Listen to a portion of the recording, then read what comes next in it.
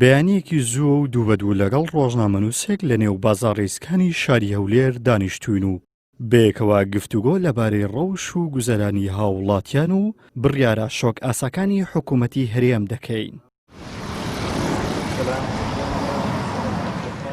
ڕۆژنامەنووسێک باوەڕی وایە حکوومەتی هەرێم لە ڕێی ئەم بڕیارەنەوە ستەمێکی گەورە دەرحەق بە موچەخۆرانی ڕاستەقینە دەکات. بەردەوامیش بە لێشاوی موچەخۆرانی بندیوار دەدات. ئەوەی دەبیندرێت لەم دەسەڵاتە دۆخەکە بەرەو خراپتر دەڕوا، ژیان و گوزەرانی هاوڵاتیان خراپتر دەڕوا، بڕینی موچەی فەرمانبەرانی فعلی ئەمە جگە لە خراپبوونی گوزەران و ژیانی هاوڵاتیانی هەرێمی کوردستانی گەورەتر دەکاوە لێ دەکەوێتەوە. پێمان وایە کێشەی کۆمەڵایەتی پەرەدەسێنی بەداخەوە ئەم دەسەڵاتە دروشمێکی هەیە دەڵێت چاکسازی نەخێر ناتوانانی چاکسازی بکە و ناشێویکە، پێمان دەڵێن بەس دروشمە چاکسازیەکە لەژینا ئەگەر لەو شاری هەولێرە دەست بکە بەدایان و هەزاران زۆر چاکسازیە بە سەدا ملیۆن دۆلار دەگەڕێتەوە. هەر هەمان ڕۆژ کۆمەڵێک چاڵاکی مەدەنی و چەند پارێزەرێک لەسەر خراپی دۆخی هەرێمی کوردستان یاداشتێکی چەند خاڵیان ناڕاستەی داواکاری گشتی کرد کە تێیدا نیگەرانی لە بێهەڵوێستی و خەمساردی داواکاری گشتی دەخەنە ڕوو. نیگەرانین لە خراپی ڕۆڵی داواکاری گشتی لە بەرامبەر بێهەڵوێستی و لە بێموچەی و بەتاڵانبردنی نەوت و وەسامانە گشتەکان و خراپی گوزەرانی خەڵک لە هەرێمی کوردستاندا. بۆیە داواکارین چیتر سەرۆکاتی داواکاری گشتی خەمسارد و دەستەوەستان نەبێت و بە ئەرچی سەرشانی خۆتان هەڵسن و چونکە دڵنیاین ئاگاداری ڕەوشی خراپی خەڵک و تەواوی نەعەداڵەتەکانی کابینەی نۆمی حکوومەتی هەرێمی کوردستانن.